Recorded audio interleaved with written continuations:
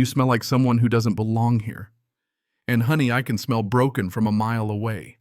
That's the first thing she said to me, this woman in a fuchsia pink suit standing right on my grass like she owned the sunrise itself. 3 black SUVs blocking the only road out. And flanking her 2 guys in black vests, arms crossed, private security, not the sheriff's boys. No badges, no friendly hellos, just that silent threat you can feel more than see. She looked like she paid her hairdresser more than most folks pay in rent platinum curls, catching the morning light just right. Meanwhile, I'm just sitting on my porch, feet up on the old weathered railing, plate of bacon and eggs in my lap, watching the lake shimmer like liquid gold. I wasn't in any hurry, you know. After the life I've lived, breakfast is the only thing I like slow. She stepped closer, her heels sinking in the damp grass. That clipboard of hers gleaming in the sunlight, smile glued on, but her eyes cold as stone. Do you have any documentation proving you own this property? Because according to our records, this cabin sits on HOA land and you, sir, are trespassing. I set my fork down and finally looked up. My eyes swept past her, the SUVs. The security muscle then landed on her. Ma'am, I've been eating breakfast right here every morning for 9 months. And you're blocking my view. I don't know who you are, but my bacon's getting cold and I don't appreciate cold bacon. Her lips pressed into a hard little line. She whipped out her phone, stabbing at it like she was putting out a fire. Yes, I need to report an armed trespasser. Lakeside Drive, Old Blackwell Cabin. He's refusing to vacate. Send officers immediately. Not a flicker of emotion from me, just a ghost of a smile. I'll admit it.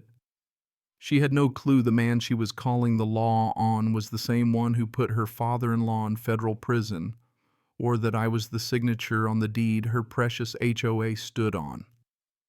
And that call, about to be Exhibit A in a federal case she didn't even know was coming. 9 months before, I was a different man sitting in the back of a cold auction house in Phoenix, notebook on my knee, watching as dreams got sold for pennies. The auctioneer rattled through failed strip malls, ghost gas stations, busted developments, then parcel 847A, popped up lakefront 12 structures, former Blackwell Trust land. My hand went up. Sold to bidder 37 me. Beckett L. Mercer, that's the name on the paperwork. 9 years I spent hunting Harmon Blackwell's senior man. Robbed 2,000 families blind with fake developments and shell games. When the jury came back guilty on all 47 counts, I didn't feel victorious. I just felt tired, like I'd been running underwater for too long. Requested a transfer to the quietest office they had. I started dreaming of fishing, not fraud. But the universe, it's got jokes. When Blackwell's assets hit auction, I was the only one who knew what was really worth a damn. I didn't buy revenge. I bought silence, a cabin nobody remembered, 800 acres lost in the cracks of a federal database. What I didn't know, Blackwell's family hadn't forgotten. And they were already scheming, building something new on land they thought nobody'd ever claim. Red and blue lights showed up right as I was finishing my second cup of coffee that morning. 2 sheriff's cruisers, slow but not quite lazy. The pink-suited queen straightened up, smoothing her jacket, ready for a show. The taller Deputy Harlan strolled overhand near his holster, but not threatening. Sir, we got a report of an armed trespasser. Need you to stand up slowly and show me some ID.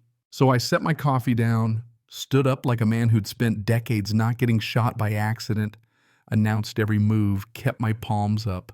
My wallet's in my back pocket, reaching for it now. He checked my license. Mr. Mercer, this address is a P.O. box in Phoenix.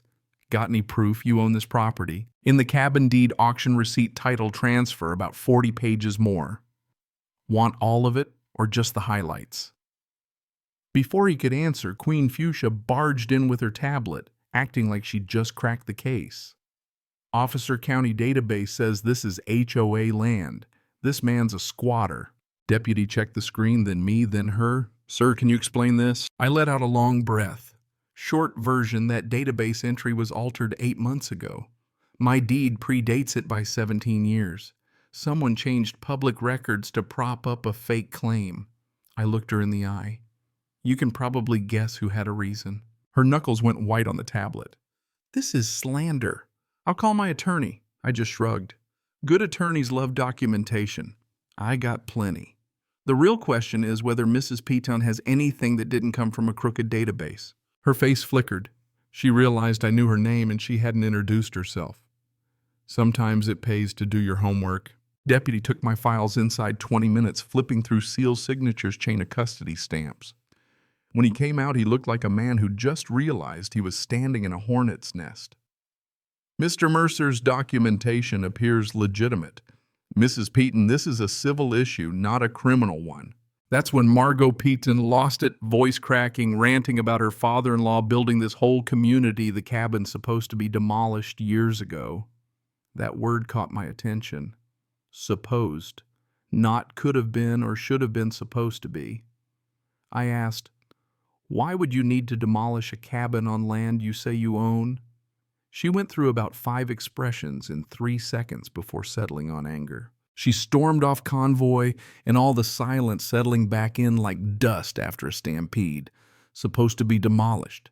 People only erase buildings when there's something underneath or something wrong with how it was built. That cabin wasn't on any development plans. According to records, it didn't exist, but someone wanted it gone. That's when Millie Hartwell stepped out from the Pines' old gardening gloves, face full of sun and wind. You finally met our queen bee, she said with a dry chuckle.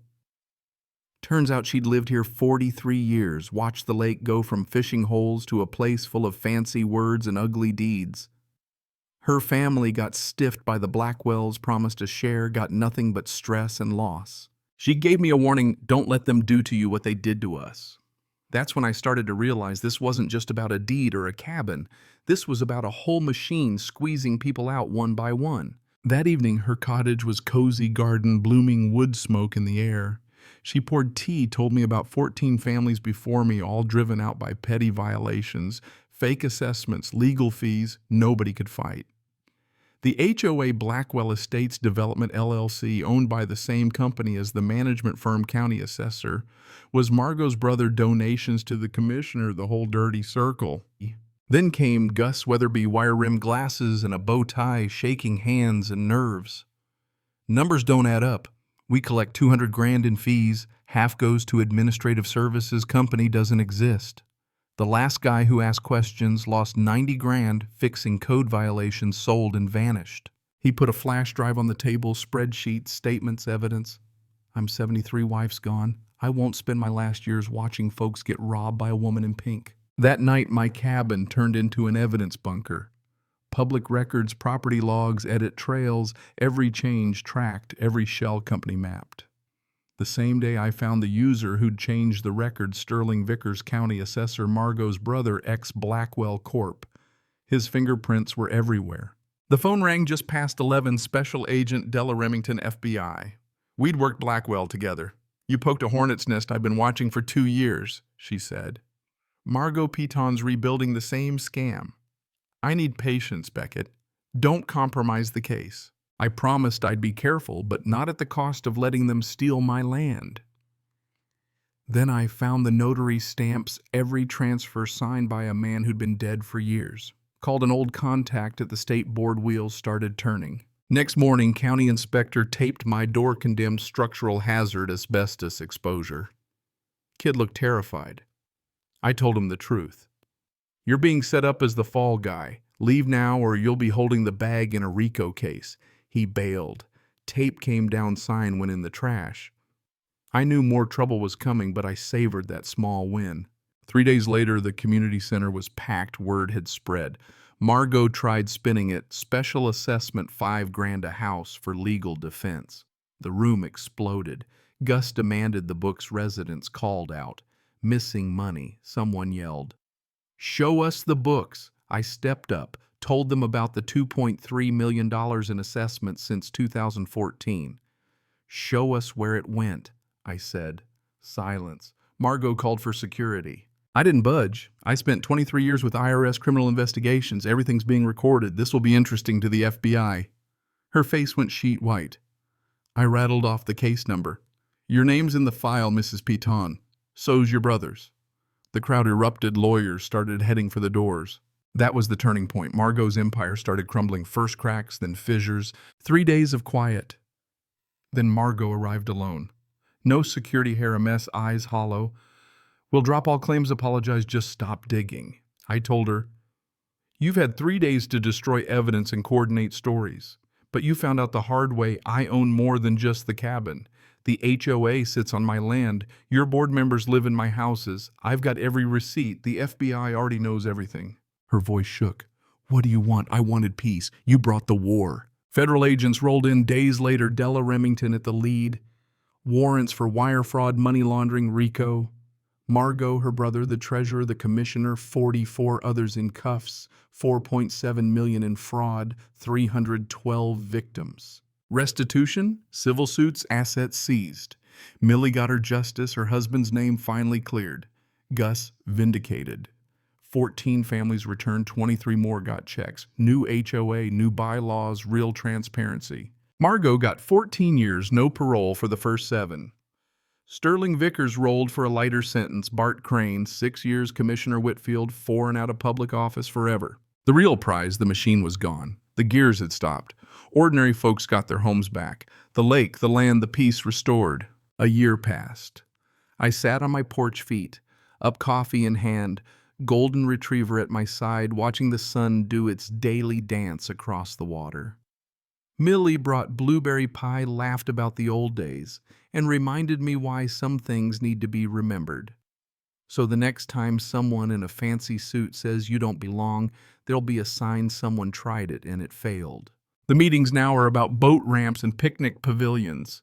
Kids play by the shore. Families come back. The fraud is gone. The wounds are healing. Margot's appeal was denied. Sterling tried to write a memoir. No one cares. Some stories don't deserve to be told. And me, I finally got my quiet mornings. I earned it. We all did. So that's the story, how a quiet man on a porch brought down an empire built on lies.